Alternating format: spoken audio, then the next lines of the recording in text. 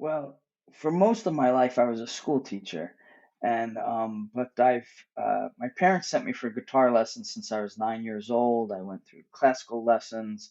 I had a bluegrass teacher. I did the whole rock band thing when I was a teenager, and then I played gigs on weekends. So I did that since I was 9 years old. So pretty much played my whole life, and so just recently, I said, you know what? I want to create this band. I've been in other bands before, but I want to create a very unique band, like you said, that is folk with a bluesy flavor to it, but also sometimes has a rock edge to it with our guitarists that we have. Um, so I wanted this real unique combination but I want it really unique percussion too. A lot of times we don't use a drum set, we'll use a box drummer.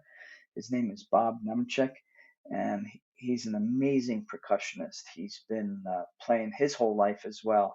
So I put this band together with this guy that was actually my sixth grade teacher. And Nice.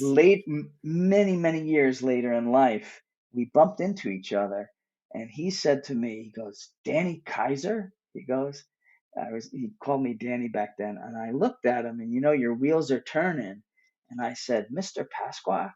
He goes, "Yeah." I said, "How did you recognize me?" He goes, "You have the same face." I said, "I look nothing like I look like in sixth grade." That's So complimented.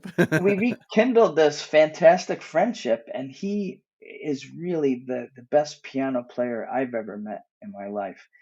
And I told him about what I was doing, and I said, "Hey, are you interested in doing anything together?" And he said, "Absolutely." So the last band member that we have is Susan Salmon. Her and I had this mutual friend named Charlie Roberts who suddenly passed away.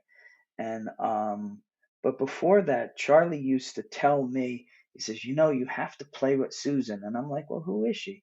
He goes, she's a violin player, mandolin player, electric guitar. Her first instrument was piano.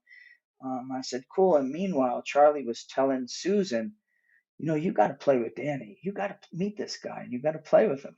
And we were both like, who are you talking about? Like a lot of people say that, but you don't take it seriously. She's an amazing violin player. She's actually sits in a second chair in an orchestra in New Jersey.